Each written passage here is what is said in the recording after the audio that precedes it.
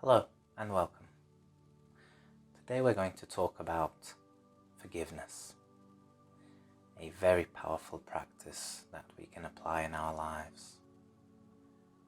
It's easy to harbor resentment towards others when they are part of situations that have hurt us in the past. And sometimes we carry around emotions that can be hindering us, and for a long time. So being able to massage these emotions out of us and to really look at these situations which have marked us in order to make our lives lighter is quite an important skill. Now, I would begin by saying what forgiveness is not. Forgiveness is not allowing situations which are still currently harming us or making us uncomfortable to occur.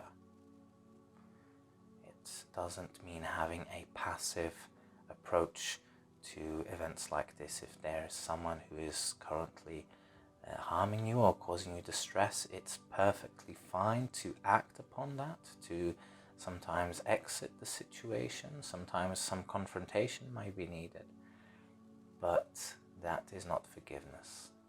These situations require action, and that action should be taken.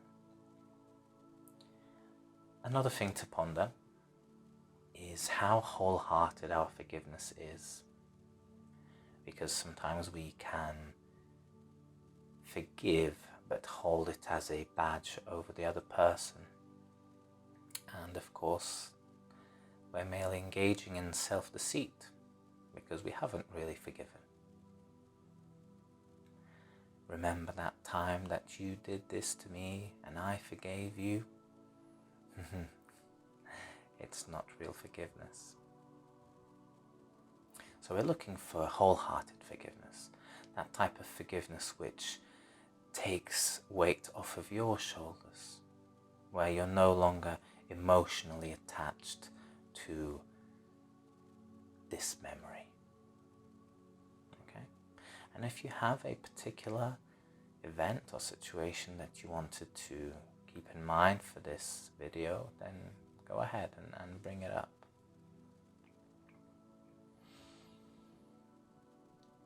Now, the first thing, even before we jump into looking at forgiveness, is to recognize that looking at forgiveness is something that we do from the space of awareness. So it's what I would consider inner work. It's something that we do to improve upon the human mechanism. In the same way that if you wanted to change something about your physical appearance, lose weight or whatever it may be,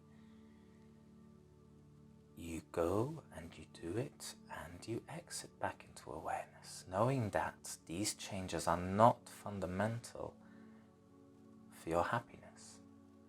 Okay? Just as a problem or an exercise that you would resolve, you are looking at it in exactly the same way, because when you are in the space of awareness, which we have looked at in previous videos, peace is there. There's no need to change anything. So we're just going in and tweaking little aspects of our lives and our being to make things even more pleasant. So forgiveness, let's look at it. I would say that the first place to look is at the other person. This will apply to us as well, but let's begin with others first. When we look at others, we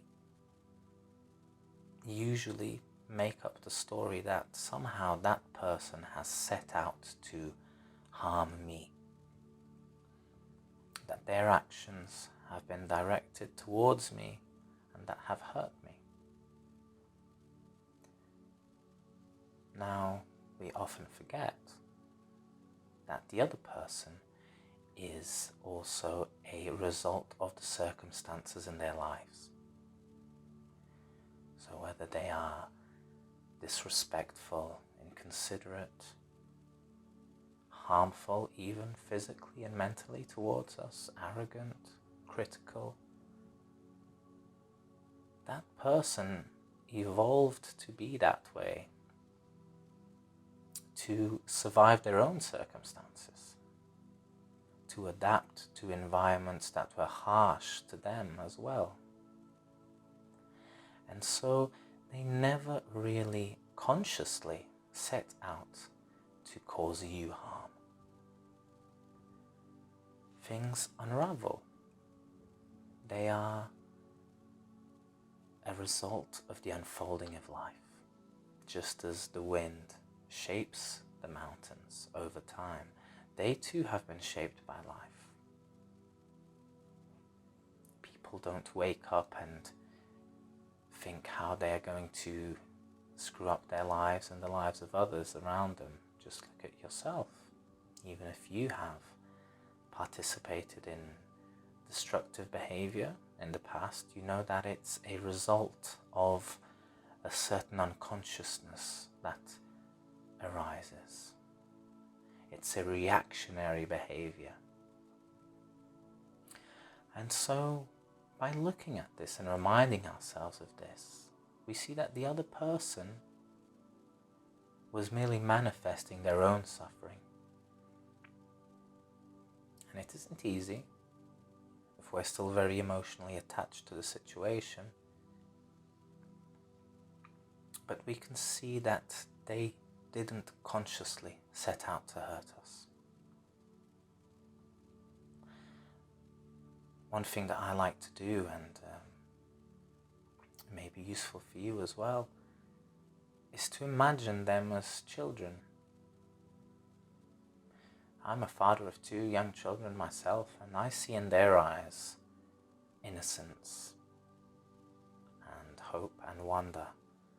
And I remember that we were all like this at some point in the past.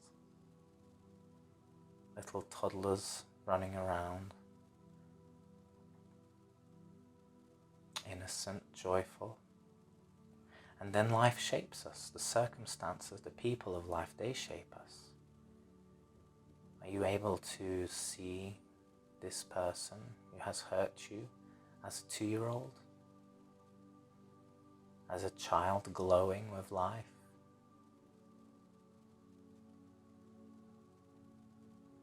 Are they worthy of your resentment, your disgust, even hate?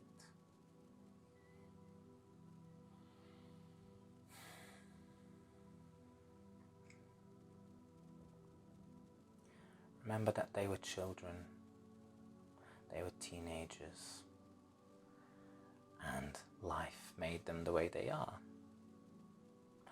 And remember as well that you are deeply flawed. We all are. Do we not deceive? Do we not engage in cruel behavior? We are also cowards and critical. We judge. So these situations can be great teachers for us, because they will show us our own deficiencies. And that's the truth. You cannot be affected by a situation or circumstances which manifest corrupt behavior if you cannot recognize that in your own self. You hold all of that which bothers you.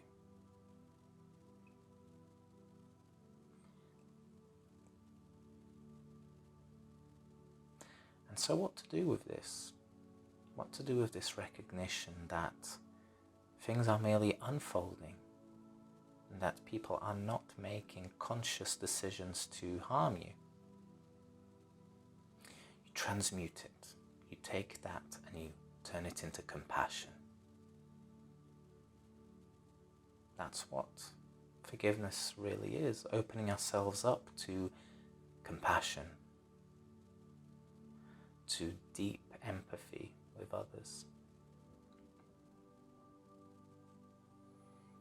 And when situations arise where we feel that our integrity is under attack, we can choose to respond, either by contracting or by expanding through compassion, by seeing that really suffering is manifesting.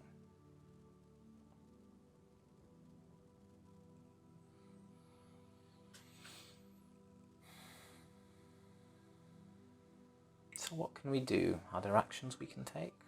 Yes.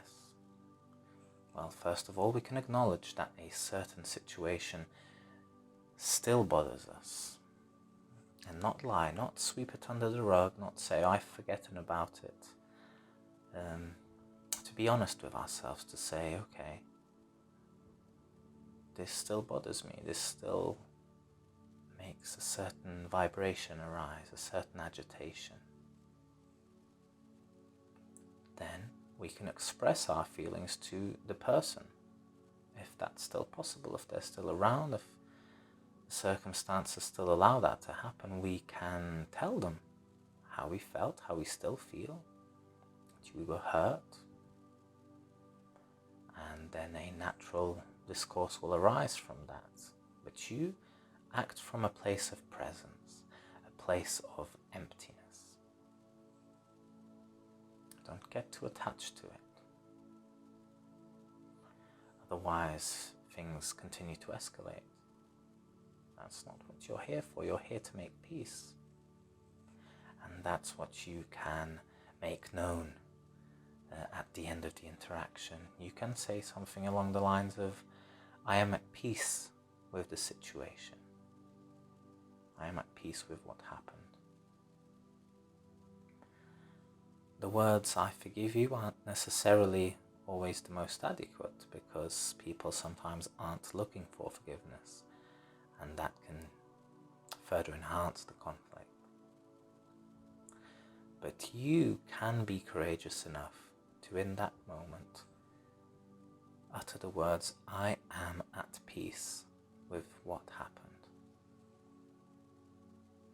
Depending on the situation and the person as well, you can even demonstrate physical affection with a hug. So powerful. Sometimes it can be a family member, and the hug feels inappropriate, but that hug is very powerful. It can break through the walls that the other person is holding up. And it's not easy to do, but it can be magical.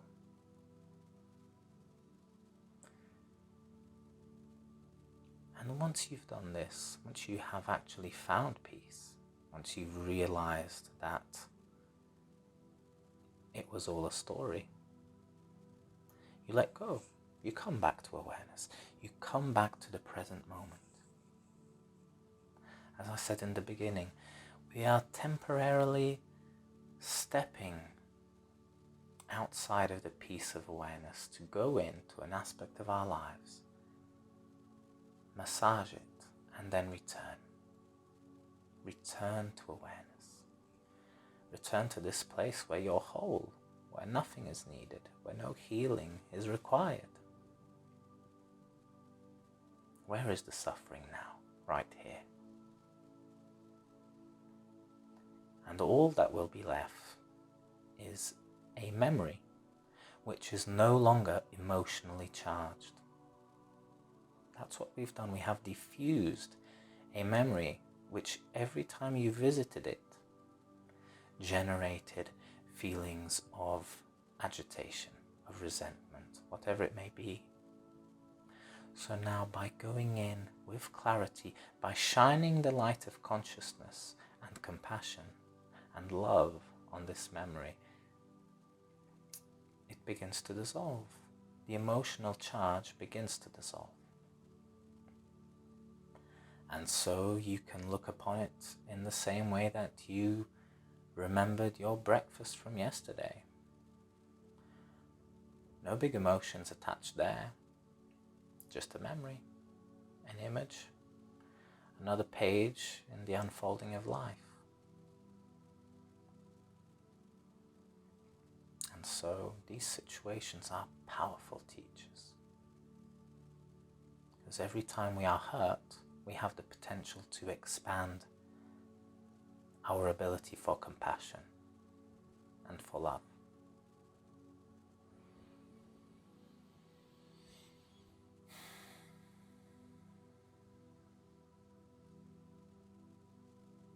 Our time here is so short that it isn't worth getting tangled up in these stories where you are a victim, where you have been crippled in some form by what someone else did to you. You can see it, you can see the event,